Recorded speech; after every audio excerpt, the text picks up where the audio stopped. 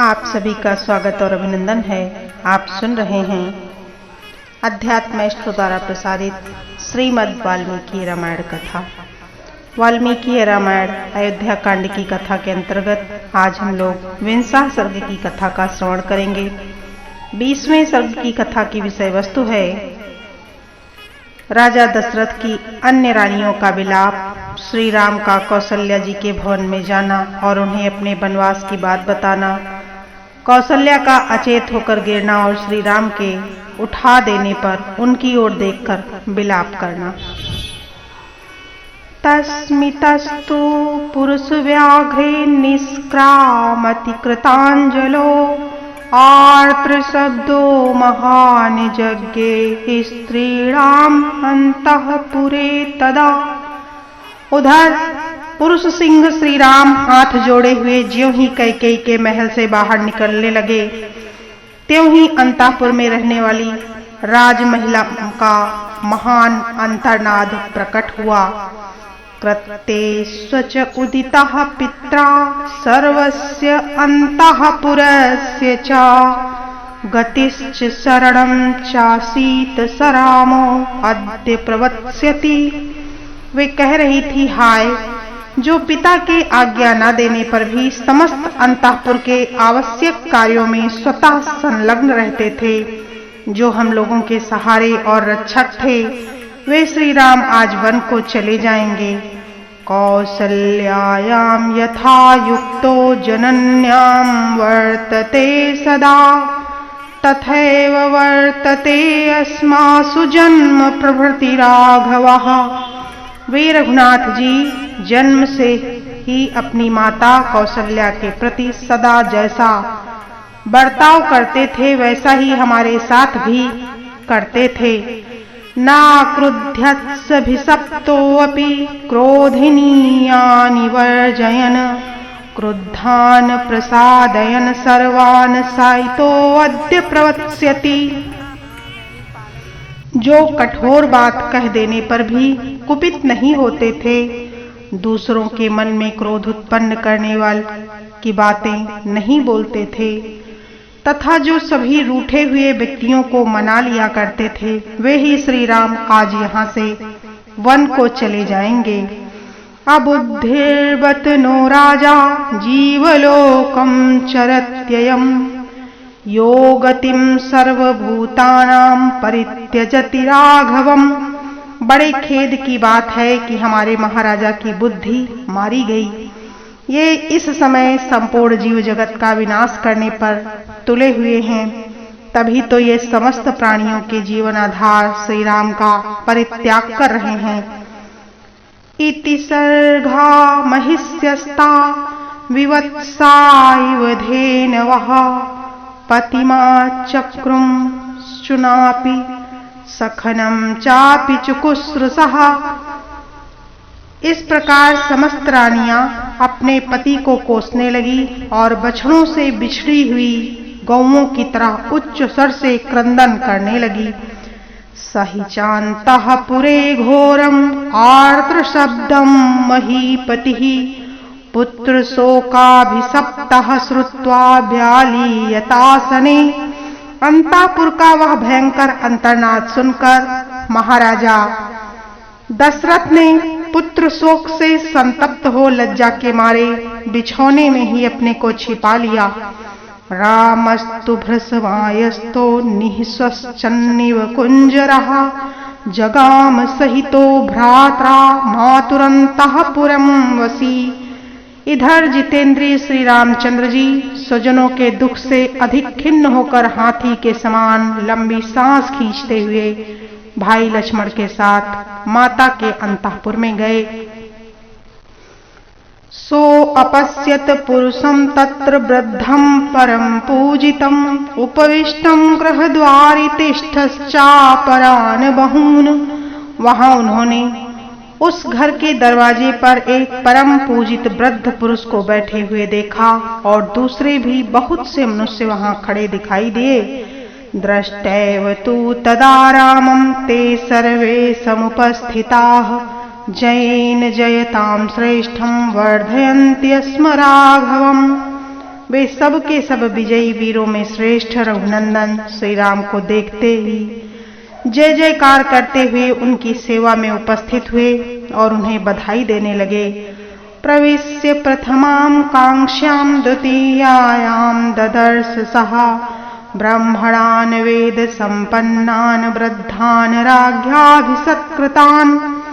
पहली ड्योढ़ी पार करके जब वे दूसरी पे पहुंचे तब वहां उन्हें राजा के द्वारा सम्मानित बहुत से वेदज्ञ ब्राह्मण दिखाई दिए।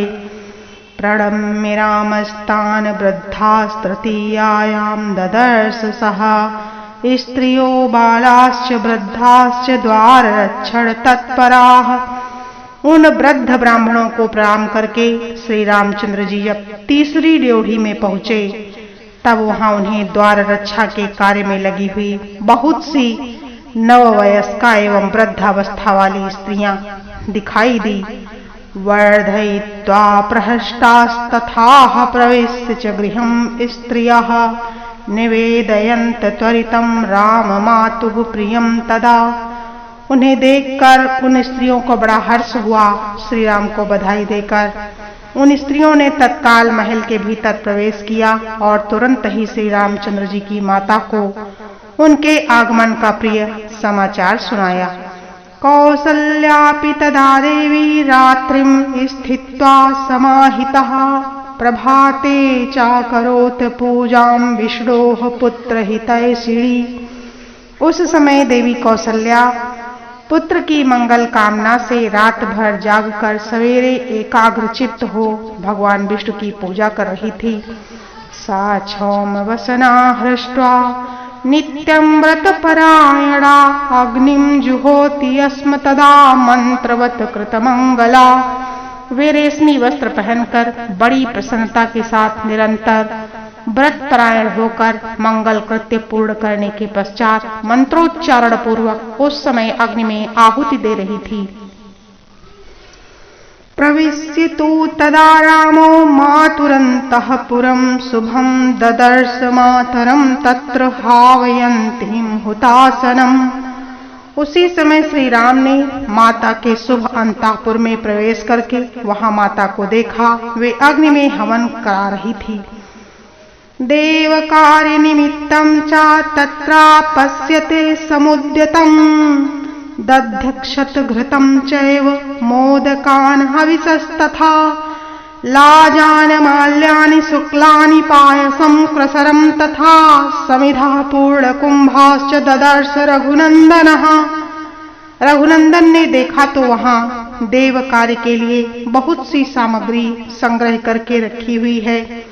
दही, अक्षत, घी, मोदक, हविष्य, धान का लावा, सफेद माला, खीर, खिचड़ी, समिधा और भरे हुए कलश, ये सब वहां दृष्टिगोचर हुए।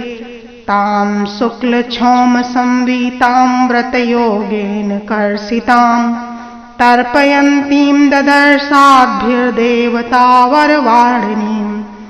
उत्तम कांति वाली माता कौसल्या सफेद रंग की रेशमी साड़ी पहने हुए थी। वे व्रत के अनुष्ठान से दुर्बल हो गई थी और इष्ट देवता का तर्पण कर रही थी। इस अवस्था में श्री राम ने उन्हें देखा। सा चिरस्यात्मजं दृष्ट्वा मातृनंदनं जागतम् अभिचक्रां संहृष्टा किशोरं बड़वा यथा। माता का आनंद बढ़ाने वाले प्रिय पुत्र को बहुत देर के बाद सामने उपस्थित देख कौसल्या देवी बड़े हर्ष में भरकर उसकी ओर चली और मानो कोई घोड़ी अपने बछड़े को देखकर बड़े हर्ष से उनके पास आई हो। सा मातरम् उपक्रांताम् उपहस्कृतां गृहां राघवः परिस्वत्तश्च बहुभ्याम् अवघ्रातश्च मूर्धनि। श्री रघुनाथ जी ने निकट आई हुई माता के चरणों में प्रणाम किया और माता कौसल्या ने उन्हें दोनों भुजाओं से कसकर छाती से लगा लिया तथा बड़े प्यार से उनका मस्तक सूंघा।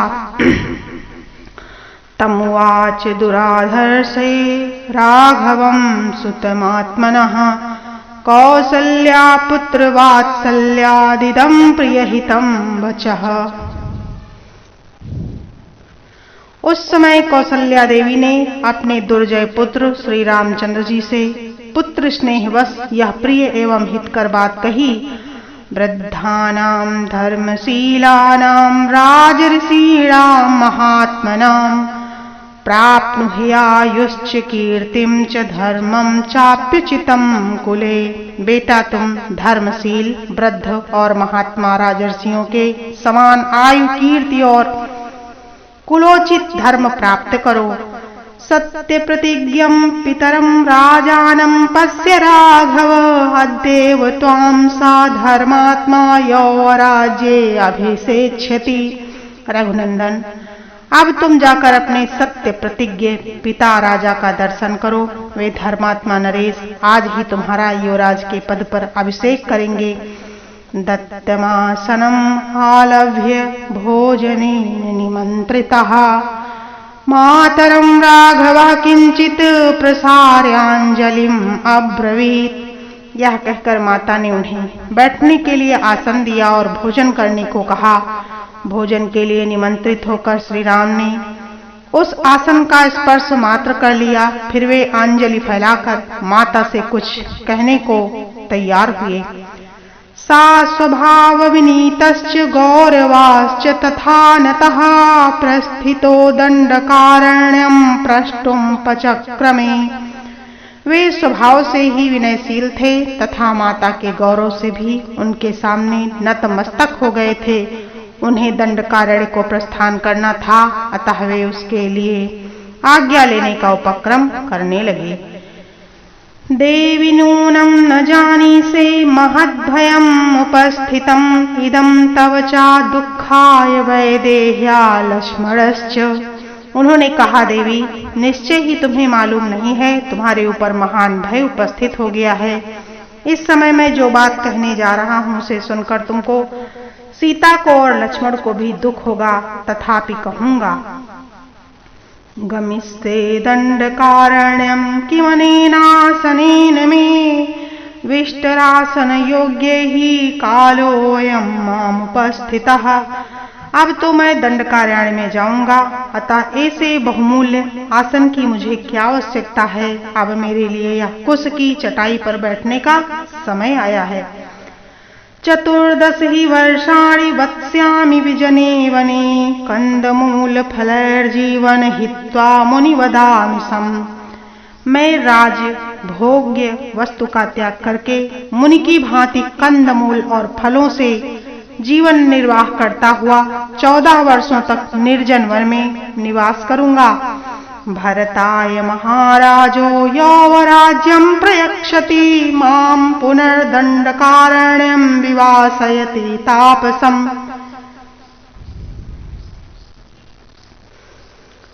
महाराजा युवराज का पद भरत को दे रहे हैं और मुझे तपस्वी बनाकर दंडकारण्य में भेज रहे हैं।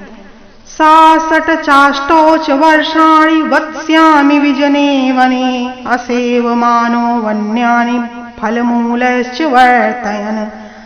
अतः 14 वर्षों तक निर्जन वन में रहूंगा और जंगल में सुलभ होने वाले वलकल आदि को धारण करके फल मूल के आहार से ही जीवन निर्वाह करता रहूंगा। सानिकृत्येव सालस्य यष्टिः परशुनावने पपात सहसा देवी देवतेव दिवश्च्युता। यह अप्रिय बात सुनकर वन में फरसे से काटी हुई साल वृक्ष की शाखा के समान कौसल्या देवी सहसा पृथ्वी पर गिर पड़ी, मानो स्वर्ग से कोई देवांगना भूतल पर आ गिरी हो। ताम दुःखोचितां दृष्ट्वा पतितां कदलीमिव रामस्तास्युत्यापयासां मातरं गस्तचेतसम्। जिन्होंने जीवन में कभी दुख नहीं देखा था, जो दुख भोगने की योग्य ही नहीं, उन्हीं माता कौसल्या को कटी हुई कदली की भांति अचेत अवस्था में भूमि पर पड़ी हुई देखकर श्री राम ने हाथ का सहारा देकर उठाया। उपावृत्योस्थितां दीनां बड़वामिव वाहितां पांशुगुंठित सर्वांगी विमर्शं च पाणिना। जैसे कोई पहले बड़ा भारी बोझ ढो चुकी हो, और थकावट दूर करने के लिए धरती पर लोट-पोट कर उठी हो, उसी तरह उठी हुई कौसल्या माता के समस्त अंगों में धूल लिपट गई। वे अत्यंत दीन दशा में पहुंच गई थी। उस अवस्था में श्री राम ने अपने हाथ से उनके अंगों की धूल पोंछी। साराघवम उपासीनम सुखार्ता सुखोचिता उवाच पुरुष व्याघ्रम उपसृण्वन्ति लक्ष्मणे। कौसल्या जी ने जीवन में पहले सदा सुख ही देखा था और उसी के योग्य थी, परंतु उस समय वे दुख से कातर हो उठी। उन्होंने लक्ष्मण के सुनते हुए अपने पास बैठे पुरुष सिंह श्री राम से इस प्रकार कहा, यदि पुत्र न जाए था मम शोकाय राघव नास्म दुखम अतो भूयः पश्येयम् अहम प्रजाः। बेटा रघुनंदन, यदि तुम्हारा जन्म न हुआ होता तो मुझे इस एक ही बात का शोक रहता। आज जो मुझ पर इतना भारी दुख आ पड़ा है, इसे बंध्या होने पर मुझे नहीं देखना पड़ता। एक एव ही बंध्यायाः शोको भवति मानसः अप्रजास्मीति संतापो न हान्यः पुत्र विद्यते। इसके सिवा बेटा, बंध्या को एक मानसिक शोक होता है। उसके मन में यह संताप बना रहता है कि मुझे कोई संतान नहीं है। इसके सिवा दूसरा कोई दुख उसे नहीं होता। न दृष्ट पूर्वम कल्याणम सुखम वा पति पौरुषे अपि पुत्रे विपस्येयम इति रामास्थितम मया। बेटा राम, पति के प्रभुत्व काल में एक ज्येष्ठ पत्नी को जो कल्याण का सुख प्राप्त होना चाहिए, वह मुझे पहले कभी नहीं देखने को मिला। सोचती थी पुत्र के राज्य में मैं सब सुख देख लूंगी और इसी आशा से मैं अब तक जीती रही हूँ। सा बहून्यमानो ज्ञानी वाक्यानि हृदयम् इक्षिताम् अहं श्रोष्ये सपत्नीनां वराणां परासती। बड़ी रानी होकर भी मुझे अपनी बातों से हृदय को विदीर्ण कर देने वाली छोटी सौतों के बहुत से अप्रिय वचन सुनने पड़ेंगे। अतो दुःखतरं किम्नु प्रमदानां भविष्यति मम शोको विलापश्च यादृशो अयम् अंतकः। स्त्रियों के लिए इससे बढ़कर महान दुख और क्या होगा। अतः मेरा शोक और विलाप जैसा है उसका कभी अंत नहीं है। त्वयि सन्निहिते अप्येवं महमासं निराकृता किं पुनः प्रोसिते तात ध्रुवं मरणमेव हि। तात तुम्हारे निकट रहने पर भी मैं इस प्रकार सौतों से तिरस्कृत रही हूँ, फिर तुम्हारे परदेश चले जाने पर मेरी क्या दशा होगी। उस दशा में मैं तो मेरा मरण ही निश्चित है। अत्यंतं निगृहीतास्मि भर्तुनित्यं सम्मता परिवारेण कैकेय्याः समावाप्यथं वथावरा। पति की ओर से मुझे सदा अत्यंत तिरस्कार अथवा कड़ी फटकार मिली है, कभी प्यार और सम्मान नहीं प्राप्त हुआ। मैं कैकेयी की दासियों के बराबर अथवा उनसे भी गई बीती समझी जाती थी। यो हि मां सेवते कश्चिदपि वाप्यम् अनुवर्तते कैकेय्याः पुत्रम् अन्वीक्ष्य सजनो नाभिभासते। जो कोई मेरी सेवा में रहता था, मेरा अनुसरण करता है, वह भी कैकेयी के बेटे को देखकर चुप हो जाता है, मुझसे बात नहीं करता है। नित्य क्रोधतया तस्याः कथं नु खरवादि तत् कैकेय्या वदनं द्रष्टुं पुत्र सख्यानि दुर्गता। बेटा, इस दुर्गति में पड़कर मैं सदा क्रोधी स्वभाव के कारण कटु वचन बोलने वाले उन कैकेयी के मुख को कैसे देख सकूंगी। 10 सप्त वर्षाणि जातस्य तव राघव अतीतानि प्रकक्ष्यांत्यां मया दुख परीक्षयम्। रघुनंदन, तुम्हारे उपनयन रूप द्वितीय जन्म लिए 17 वर्ष बीत गए, अर्थात तुम अब 27 वर्ष के हो गए।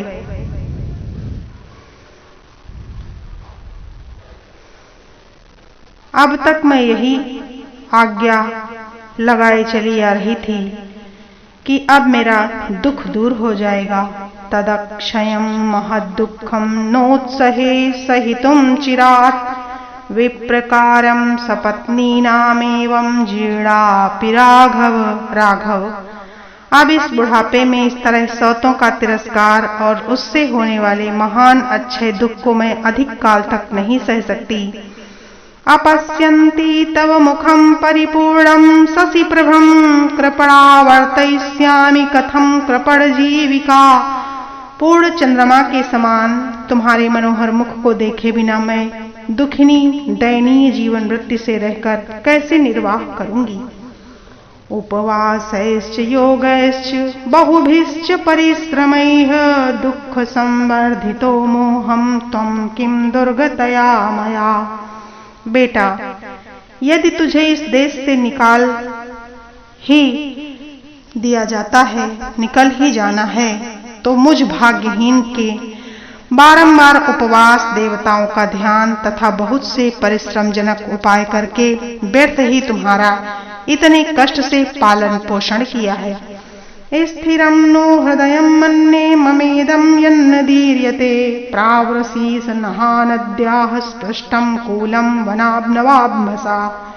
मैं समझती हूँ कि निश्चय ही यह मेरा हृदय बड़ा कठोर है, जो तुम्हारे बिछोह की बात सुनकर भी वर्षा काल के नूतन जल के प्रवाह से टकराए हुए महानदी के कगार की भांति फट नहीं जाता।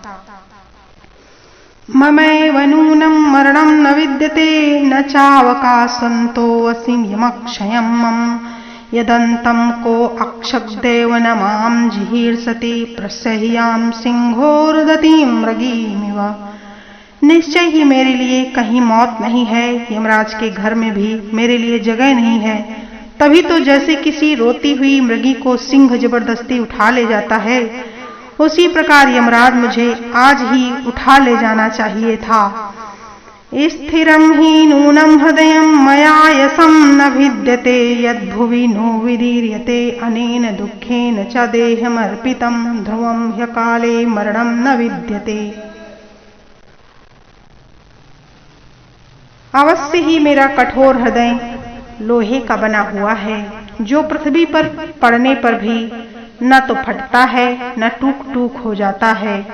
इसी दुख से व्याप्त हुए इस शरीर ने भी टुकड़े टुकड़े नहीं हो जाते। निश्चय ही मृत्युकाल आए बिना किसी का मरण नहीं होता। इदं तो दुःखं यदनर्थं कानि मे व्रतानि दानानि च सायमाश्च हि तपश्च तप्तं यदप्यं काम्यया सुनिष्फलं बीजं विवोक्तं मूसरे। सबसे अधिक दुख की बात तो यह है कि पुत्र के सुख के लिए मेरे द्वारा किए गए व्रत, दान, संयम सब व्यर्थ हो गए हैं। मैंने संतान की हित कामना से जो तप किया, वह भी ऊसर में बोए हुए बीज की भांति निष्फल हो गया। यदि है काले मरणं यद्रक्षया लभेत कश्चित् गुरु दुख कर्षितः गताहम् अद्यैव परेतं संसदं विना तया धेनुमृवात्मजेन वा। यदि कोई मनुष्य भारी दुख से पीड़ित हो, असमय में भी अपनी इच्छा के अनुसार मृत्यु पा सके, तो मैं तुम्हारे बिना अपने बछड़े से बिछड़ी हुई गाय की भांति आज ही यमराज की सभा में चली जाऊं। अथापि किं जीवितम् अद्यं मे वृथा त्वया विना चन्द्रं निमाम् अप्रभम् अनुवज्रिष्यामि वनं तैव गौः सुदुर्बला वत्समिवाभिकांक्षया। चंद्रमा के समान मनोहर मुख कांति वाले श्री राम, यदि मेरी मृत्यु नहीं होती है तो तुम्हारे बिना यहाँ व्यर्थ कुत्सित जीवन क्यों बिताऊं। बेटा, जैसे गौ दुर्बल होने पर भी अपने बछड़े के लोभ से उसके पीछे पीछे चली जाती है, उसी प्रकार मैं भी तुम्हारे साथ ही वन में चलूंगी। भ्रसं सुखं हर्षिता तदा बहु बिललाप समीक्ष्य राघवं व्यसनं निशाम्यं समहत् सुतमिव वृद्धमेक्षं किन्नरी। आने वाले भारी दुख को सहने में असमर्थ हो महान संकट का विचार करके सत्य के ध्यान में बंधे हुए अपने पुत्र श्री रघुनाथ जी की ओर देखकर माता कौशल्या उस समय बहुत विलाप करने लगी, मानो कोई किन्नरी अपने पुत्र को बंधन में पड़ा हुआ देखकर बिलख रही हो। इत्यार्षे श्रीमद् रामायणे वाल्मीकि आदि काव्ये अयोध्या कांडे 20 सर्गः। इस प्रकार श्री वाल्मीकि निर्मित आर्ष रामायण आदि काव्य के अयोध्या कांड में 20वां सर्ग पूरा हुआ।